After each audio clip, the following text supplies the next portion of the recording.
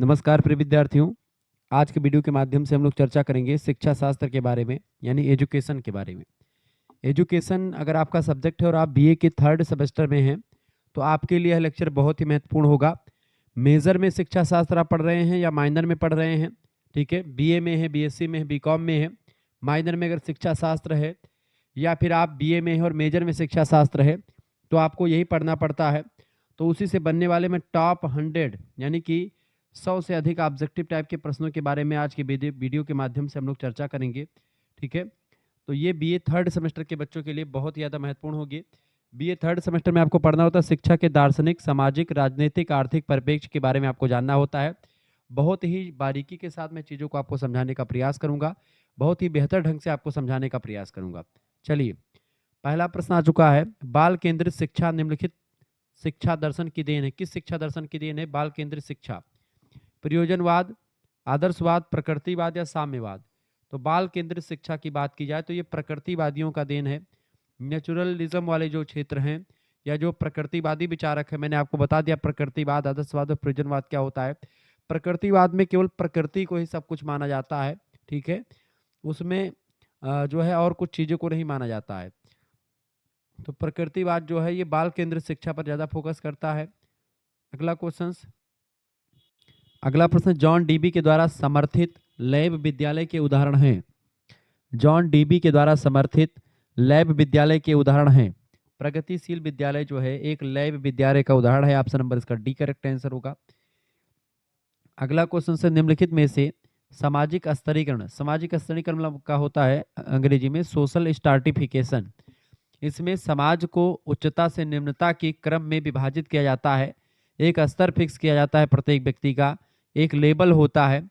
तो वही लेबल की कौन ऊंचा है, कौन नीचा है, कौन किससे नीचा है, कौन किसकी बात मानेगा, कौन किसकी बात सुनेगा, इसी सब चीज़ों का एक क्रमबद्ध विभाजन ही सामाजिक स्तरीकरण कहलाता है। तो सामाजिक स्तरीकरण की विशेषताएं होती हैं कौन सी? एक चेतन प्रक्रिया है, बिल्कुल चेतन प्रक्रिया है। एक सार्वभौमिकता, यूनिवर्सलिटी होती है, सभी में आपको देखने को मिलती है। समाज का विभाजन भी होता है उच्चता से निम्नता के क्रम में। इसका करेक्ट आंसर हो जाएगा उपरोक्त तो सभी। जिन बच्चों ने उपरोक्त तो सभी लगा दिया उनका बिल्कुल राइट आंसर है। करेक्ट आंसर क्या हो जाएगा बेटा? उपरोक्त तो सभी इसका राइट आंसर हो जाएगा। ये सारे क्वेश्चंस मोस्ट रिपीटेड हैं। मैं फिर से बता दूं, ये पिछले 2022, 2023, 2024 में मोस्ट रिपीटेड क्वेश्चंस हैं। अगला क्वेश्चन है, सामाजिक परिवर्तन का मुख्य कारण आर्थिक कारक है। किसने कहा था? सामाजिक परिवर्तन का मुख्य कारण आर्थिक कारक है, इसको किसने कहा था? कार्ल मार्क्स ने कहा था। कार्ल मार्क्स ने कहा था कि सामाजिक परिवर्तन का मुख्य कारण आर्थिक कारक होता है। ऑप्शन नंबर इसका बी करेक्ट आंसर होगा। अगला क्वेश्चन से, शिक्षा महत्वपूर्ण है। शिक्षा महत्वपूर्ण है संस्कृति के विकास और उसकी सुरक्षा के लिए। बिल्कुल, संस्कृति जो होती है जिसको अंग्रेजी में कल्चर कहते हैं, उसका हस्तांतरण होता है एक पीढ़ी से दूसरी पीढ़ी में। उसके लिए शिक्षा का जरूरत पड़ता है। शिक्षा के द्वारा ही संस्कृतियां एक पीढ़ी से दूसरी पीढ़ी में हस्तांतरित होती हैं। तो संस्कृति का विकास और उसकी सुरक्षा के लिए शिक्षा बहुत जरूरी है। नागरिक के विकास के लिए भी शिक्षा बहुत जरूरी है। और जनतांत्रिक मूल्य यानी कि लोकतांत्रिक मूल्य की विकास के लिए, डेवलप के लिए जो डेमोक्रेटिक वैल्यूज़ हैं वो जनता तक कैसे पहुंचेंगी? तो जनता शिक्षित होगी तभी अपने वैल्यूज़ को, अपने अधिकारों को समझ पाएगी, अपने मूल्यों को जान पाएगी। करेक्ट आंसर हो जाएगा आपका इनमें से सभी, यानी उपरोक्त सभी इसका राइट आंसर हो जाएगा।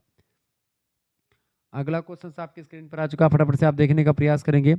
प्रश्न, स्कूल शब्द की उत्पत्ति किस भाषा से हुई है? स्कूल शब्द की उत्पत्ति किस भाषा से हुई है? स्कूल शब्द की उत्पत्ति ग्रीक भाषा से हुई है। ऑप्शन नंबर इसका बी करेक्ट आंसर होगा। अगला क्वेश्चन से, प्रगतिशील समाज में समाजीकरण की प्रक्रिया होती है। प्रगतिशील समाज में समाजीकरण की प्रक्रिया जो होती है वो तीव्र होती है। कैसी होती है बेटा? तीव्र प्रक्रिया होती है। ऑप्शन नंबर इसका ए करेक्ट आंसर हो जाएगा। अगला क्वेश्चन से, विद्यालय को समानतया समझा जाता है। विद्यालय को समानतया समझा जाता है सामाजिक प्रणाली की उप प्रणाली के रूप में समझा जाता है। ऑप्शन नंबर इसका ए करेक्ट आंसर हो जाएगा।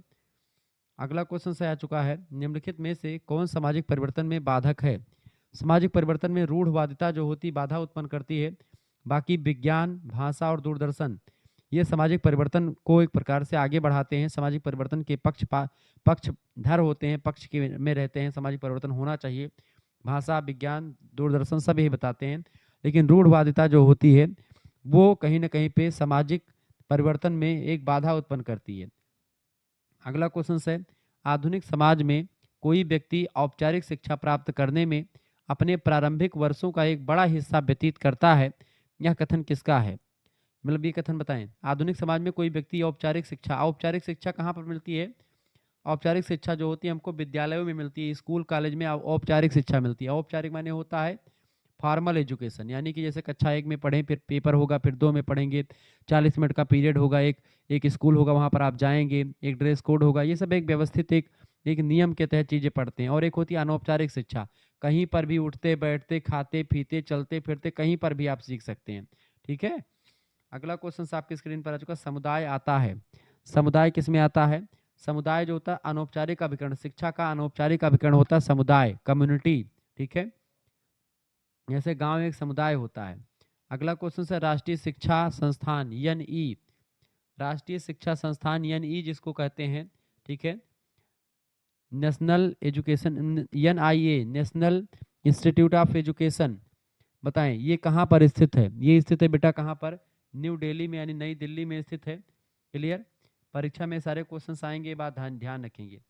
अगला क्वेश्चन है, भारत में कितने क्षेत्रीय कॉलेज हैं? आरसीई, आरसीई को क्षेत्रीय कॉलेज कहते हैं, ये बात आप ध्यान रखेंगे। ठीक है, रीजनल कॉलेज फॉर एजुकेशन, ठीक है, क्षेत्रीय शिक्षा कॉलेज, तो आरसीए कहते हैं इसको। 1963 में इसकी स्थापना होती है, आरसीए की, क्षेत्रीय शिक्षा कॉलेजों की। इनकी संख्या 4 है, ऑप्शन नंबर इसका ए करेक्ट आंसर होगा। अगला क्वेश्चन है, अखिल भारतीय तकनीकी शिक्षा परिषद, अखिल भारतीय तकनीकी शिक्षा परिषद की अगर बात की जाए तो इसकी स्थापना किस समिति के सिफारिश पर करी गई थी?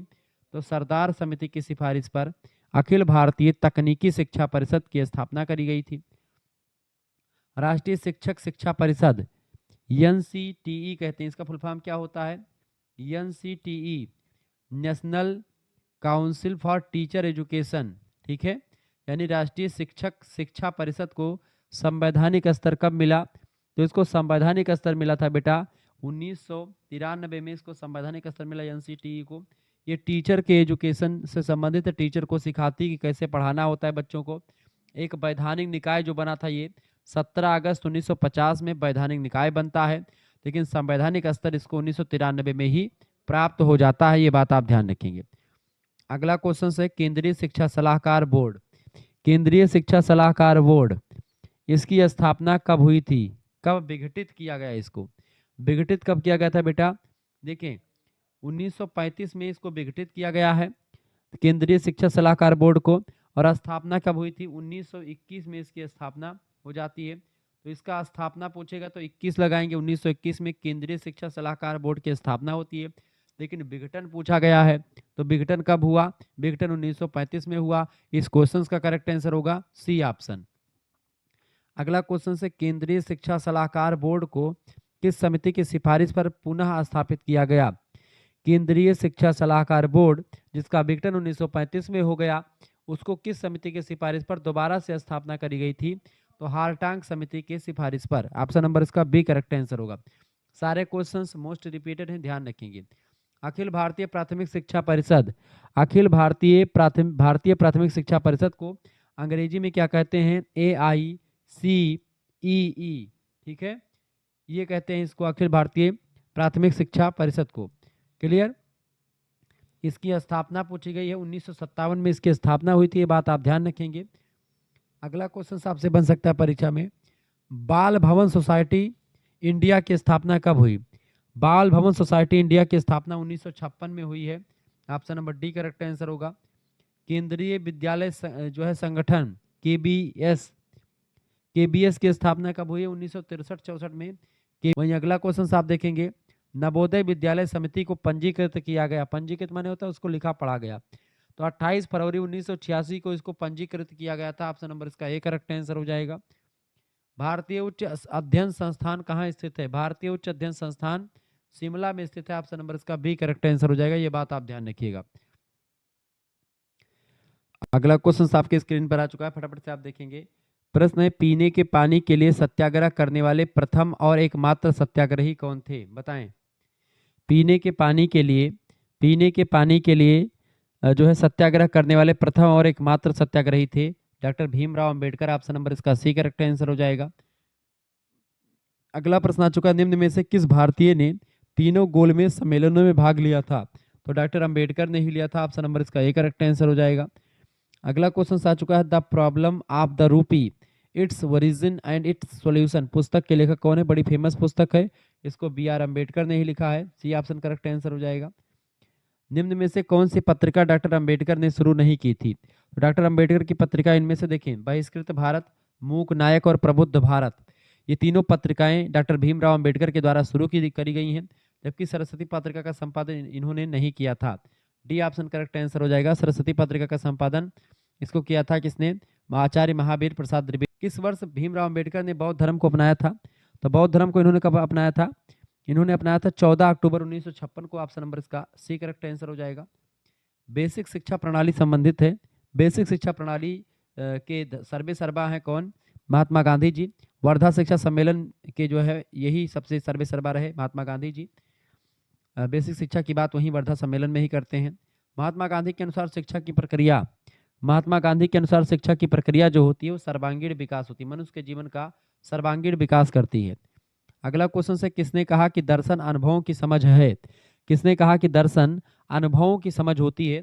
जॉन डीबी ने कहा था। शिक्षा को त्रिमुखी प्रक्रिया किसने कहा है? जॉन डीबी ने ही कहा है। शिक्षा को द्विमुखी प्रक्रिया किसने कहा? जॉन एडम्स ने कहा है। ये सब ध्यान रखेंगे, प्रश्न परीक्षा में आते रहते हैं। प्रोजेक्ट विधि के प्रणेता, प्रोजेक्ट विधि के प्रणेता हैं जॉन डीबी साहब। ऑप्शन नंबर इसका ए करेक्ट आंसर होगा। अगला क्वेश्चन आपकी स्क्रीन पर आ चुका, विवेकानंद जी, बताएं स्वामी जी का नाम जो है वास्तविक नाम क्या था? स्वामी विवेकानंद जी बहुत बड़े विद्वान आदमी हैं। इनका जो है इनकी बात कीजिए, इनका वास्तविक नाम था नरेंद्र नाथ दत्त। ठीक है, नरेंद्र नाथ दंत नहीं दत्त बेटा, ठीक है। तो नरेंद्र नाथ दत्त इनके बचपन का नाम था, ये बात आप ध्यान रखेंगे। विवेकानंद जी के गुरु का क्या नाम था? विवेकानंद जी के गुरु का क्या नाम था, फटाफट से आप बताएंगे। विवेकानंद जी के गुरु का नाम था Ramakrishna Paramahansa. Option number A correct है। मदन मोहन मालवीय जी का जन्म हुआ था। महामना मदन मोहन मालवीय जी की बात की जाए तो इनका जन्म हुआ था 25 दिसंबर 1861 को। और ये बात आप ध्यान रखेंगे, प्रयागराज में जन्म होता है। 12 नवंबर 1946 को बनारस में इनकी मृत्यु हो जाती है। और आपको बता दूं बहुत बड़े विद्वान आदमी थे आप।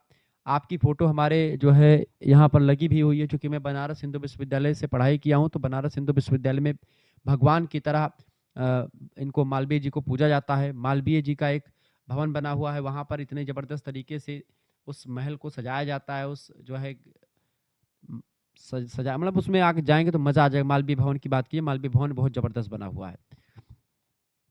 और वहाँ से जब कोई बच्चा गुजरता है तो पहले जैसे मंदिर के समक्ष प्रणाम करते हैं बच्चे, ऐसे ही जब बीएचयू में आप जाएंगे तो बीएचयू में मालवीय भवन के सामने से गुजरने वाला हर एक व्यक्ति शीश झुका लेता है, चाहे वो कोई भी धर्म का लोग कहते हैं हिंदू यूनिवर्सिटी, उसमें मुस्लिम भी पढ़ते हैं उसमें, ठीक है। यहाँ तक कि हिंदी संस्कृत भी मुस्लिम पढ़ते हैं। अब आप ये सोचिए, हमारे विभाग में जब मैं हिंदी पढ़ रहा था, हमारे विभाग में कम से कम 4 या 5 मुस्लिम थे, एक आध दो ठो मतलब कि यहाँ के पूर्वोत्तर भारत के थे, मतलब तमाम सारे लोग आते हैं पढ़ने के लिए, दक्षिण भारत के भी आते हैं। मदन मोहन मालवीय को महामना की उपाधि किसने दी थी? मदन मोहन मालवीय जी को महामना की उपाधि दी थी किसने बेटा? महात्मा गांधी जी ने दी थी 1909 ईस्वी में। ये बात आप ध्यान रखेंगे, ठीक है। 1918 में ये इंडियन नेशनल कांग्रेस के अध्यक्ष भी रहे मदन मोहन मालवीय जी। क्लियर, ये बात आप ध्यान रखेंगे। अगला क्वेश्चन से, मालवीय जी ने विद्या अर्जन की थी कहाँ से? मालवीय जी ने प्रयाग और कलकत्ता विश्वविद्यालय से विद्या अध्ययन करी थी। डी ऑप्शन करेक्ट आंसर होगा। किसने भगवान की कथा सुना करके जीविकोपार्जन किया था? तो मालवीय जी ने भगवान की कथा सुना करके जीविकोपार्जन किया। चंदा बटोर करके बीएचयू जैसे महान संस्था को खड़ा कर दिया, जो आज लाखों छात्रों के दिलों की धड़कन बना हुआ है। बीएचयू की एक अलग अलग ही स्वैग है, अंदर जाएंगे आप, उसका कैंपस का भ्रमण करना, ओ माय गॉड, इतना जबरदस्त आपको और किसी विश्वविद्यालय में नहीं लगेगा। अंदर बीटी मतलब विश्वनाथ टेम्पल भी है, आप जाइए, सुकून की नींद, वहां पर बैठ करके बच्चे दिन रात पढ़ते रहते हैं। किस सन में मालवीय जी ने हिंदुस्तान समाचार पत्र का संपादन करके जनता में देश प्रेम की भावना भरी? ठीक है, बताएं। तो 1907 में। ऑप्शन नंबर इसका ए करेक्ट आंसर हो जाएगा। अगला क्वेश्चन से, सनातन धर्म को गति प्रदान करने हेतु लाहौर से प्रकाशित करवाया। लाहौर से प्रकाशित करवाया था क्या? विश्व बंधु अग्रणी पत्र जो है प्रकाशित करवाया। अगला क्वेश्चन से, किसने कहा कि मैं दावे से कह सकती हूँ कि विभिन्न मतों के बीच केवल मालवीय भारतीय एकता की मूर्ति बन खड़े हुए हैं? ऐसा कहा था एनी बेसेंट ने। बहुत बड़े विद्वान आदमी थे, जहां पर खड़े हो जाते थे वहां पर भीड़ लग जाती थी। अगला क्वेश्चन है, जात की उत्पत्ति के धार्मिक सिद्धांत की वकालत किसने करी है? फटाफट से आप बताने का प्रयास करेंगे। सभी लोग बताइएगा, जात की उत्पत्ति को लेकर के प्रश्न पूछा गया है। बताइए प्रश्न क्या है? प्रश्न क्या है बेटा? प्रश्न क्या पूछा गया? सभी लोग बताने का प्रयास करें। जात की उत्पत्ति को लेकर के, जात की उत्पत्ति के धार्मिक सिद्धांत की बात हो रही है। बताइए।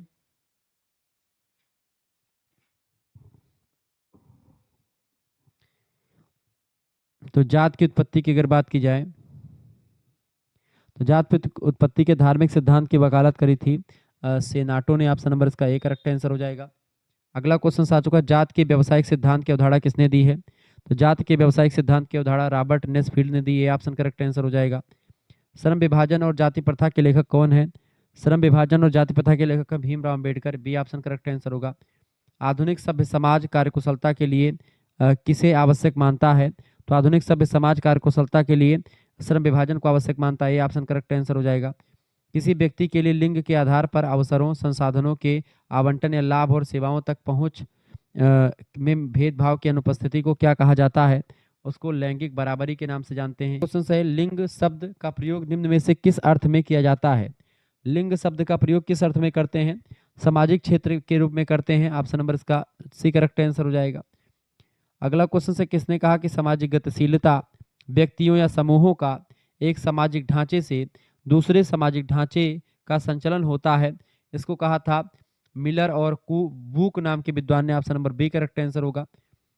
सामाजिक स्तरीकरण समाज का वह विभाजन है जिसमें संपूर्ण समाज को उच्चता से निम्नता की ओर विभाजित किया जाता है। यह किसने कहा था? उच्च इकाइयों से निम्न इकाइयों में बांटा जाता है। इसको मार्गन एंड मुरे ने कहा था। ऑप्शन नंबर इसका बी करेक्ट आंसर होगा, मुरे ने कहा था। अगला क्वेश्चन आपकी स्क्रीन पर आ चुका है, डेमोक्रेसी शब्द किस भाषा से संबंधित है? डेमोक्रेसी शब्द जो है ग्रीक भाषा का शब्द है और जिसका अर्थ होता है लोकतंत्र या प्रजातंत्र। अगला क्वेश्चन आपकी स्क्रीन पर आ चुका है, प्रश्न है, अपनी साधारण अवस्था में शिक्षा सिद्धांत ही दर्शन है, किसने कहा? अपनी साधारण अवस्था में शिक्षा सिद्धांत ही दर्शन है, इसको कहा था प्रोफेसर जंटाइल ने। डी ऑप्शन करेक्ट आंसर होगा। दर्शन का गत्यात्मक पहलू शिक्षा है, किसने कहा? दर्शन का गत्यात्मक पहलू शिक्षा है, इस कथन को कहा था जॉन एडम्स ने। बी ऑप्शन करेक्ट आंसर होगा। सारे रिपीटेड क्वेश्चंस हैं। अगला प्रश्न, शिक्षा में पूर्ण जीवन की तैयारी के लक्ष्य का समर्थन किसने किया? शिक्षा में पूर्ण जीवन की तैयारी के लक्ष्य का समर्थन किया था प्लेटो ने। ऑप्शन नंबर इसका डी करेक्ट आंसर होगा। प्लेटो आदर्श। समस्त सत्ता आत्मा की है, यह कथन किसका है? समस्त सत्ता आत्मा की है, इसको प्रोफेसर हीगल ने कहा था। Option number C correct answer होगा। अगला क्वेश्चन से, इस भूमंडल पर जितनी भी वस्तुएं हैं उन सब में देवी एकता है, यही एकता परमात्मा होती है, किसने कहा? इसको कहा था फ्रोबेल नाम के विद्वान ने। Option number A correct answer होगा। बहुत ही रिपीटेड क्वेश्चन है, ये सब प्रश्न आपकी परीक्षा में सीधे तौर पर आएंगे, कोई इफ बट नहीं है। अगला क्वेश्चन आ चुका है, विद्यालय को समाज का यथार्थ प्रतिनिधि होना चाहिए, किसने कहा? विद्यालय को समाज का यथार्थ प्रतिनिधि होना चाहिए, किसने कहा था? जॉन डीबी ने कहा था। ए ऑप्शन करेक्ट आंसर होगा। अगला क्वेश्चन से, मनुष्य के अंतर्निहित पूर्णता को अभिव्यक्त करना ही शिक्षा है, यह परिभाषा शिक्षा की किसने दी है? मनुष्य के अंतर्निहित पूर्णता को अभिव्यक्त करना ही शिक्षा है, विवेकानंद जी का कथन है। सी ऑप्शन करेक्ट आंसर हो जाएगा। शिक्षा एक त्रिमुखी प्रक्रिया है, किसने कहा? शिक्षा एक त्रिमुखी प्रक्रिया जॉन ड्यूबी ने कहा था। बी ऑप्शन करेक्ट आंसर होगा।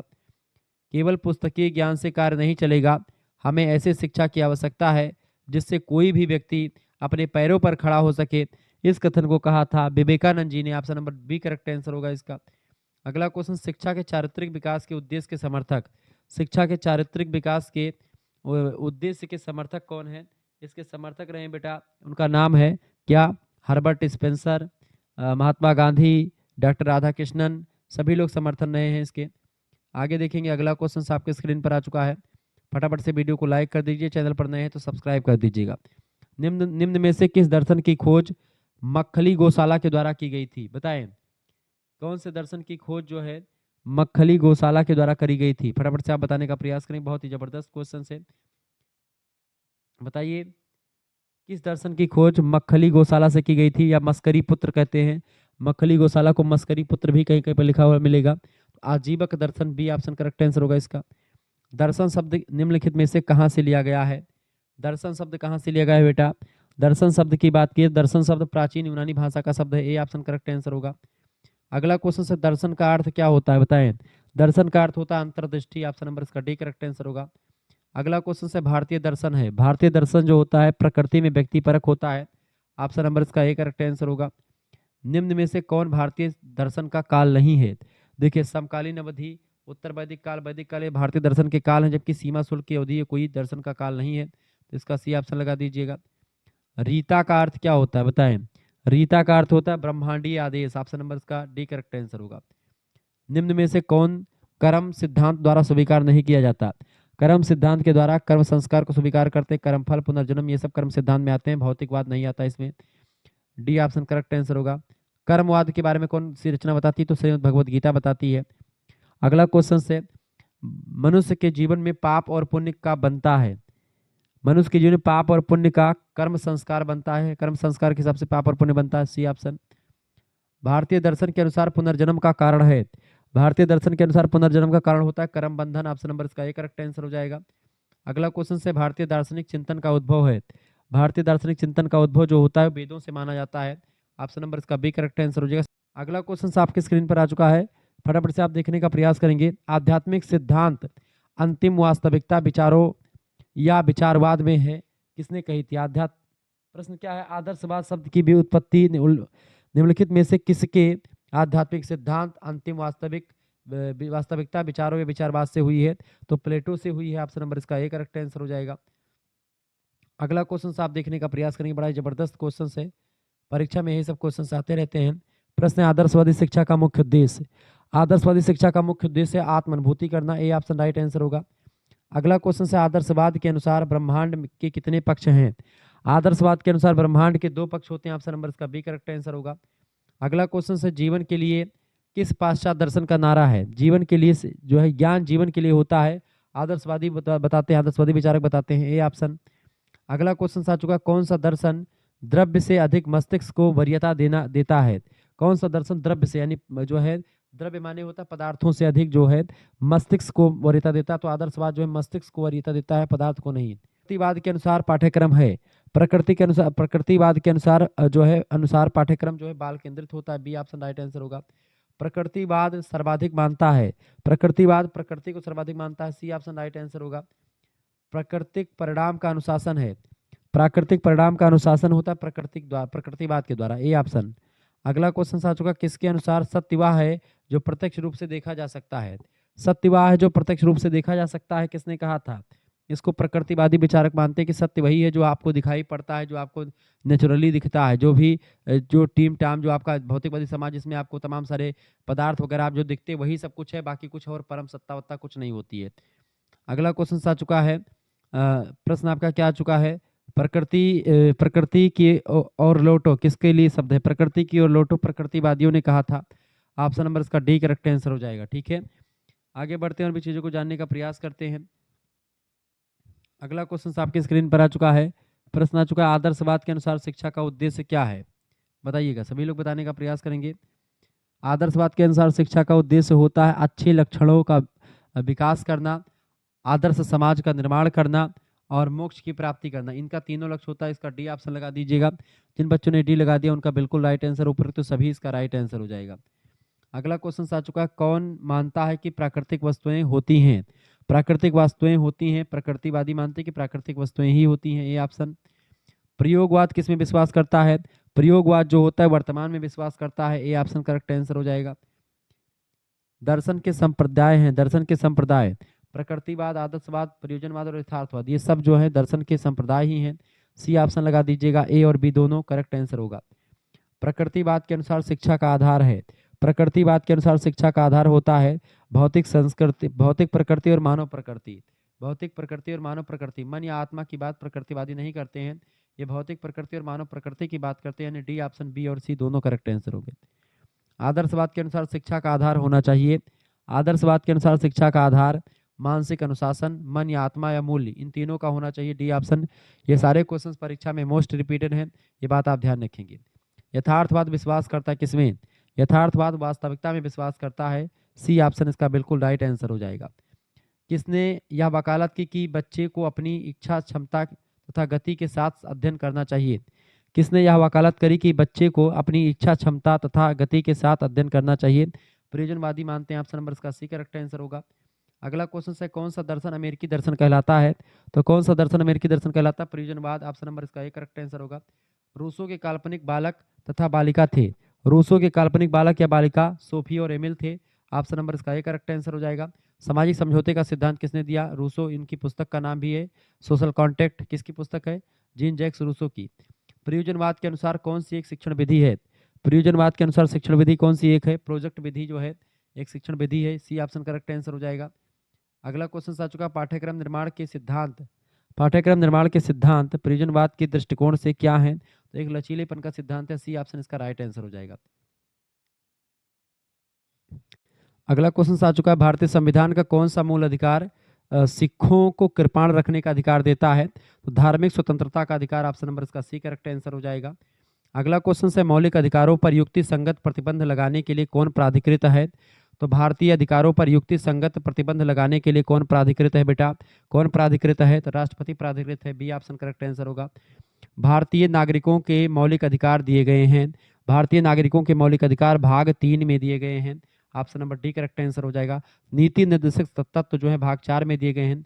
नीति निर्देशक तत्वों का उल्लेख भारतीय संविधान में किस भाग में किया गया है? तो भाग 4 में किया गया है। किसमें किया गया बेटा? भाग 4 में नीति निर्देशक तत्वों के बारे में बात की गई है। और भाग 3 में किसके बारे में बात की गई? मौलिक अधिकार की। भाग 4 में क्या है? 36 से लेकर के अनुच्छेद 51 तक डीपीएसपी के बारे में है। भाग 3 में जो है 12 से 35 तक अनुच्छेद है। ठीक है। भाग 1 में आप देखते हैं संघ और उसका राज क्षेत्र है। भाग 2 में नागरिकता के बारे में बताया गया है। अवसर की समानता का संबंध किस अनुच्छेद से? अनुच्छेद 16 अवसर की समानता की बात करता है। अनुच्छेद 17 अस्पृश्यता यानी छुआछूत को खत्म करता है। अनुच्छेद 18 जो होता है उपाधियों को खत्म करता है तमाम सारी। अनुच्छेद 19 आपको कहीं पर विचरण करने की, कहीं पर बसने की, कहीं पर धंधा करने की, कहीं पर सभा करने की, कहीं कोई संगठन बनाने की छूट देता है, कहीं पर आने जाने की छूट देता है।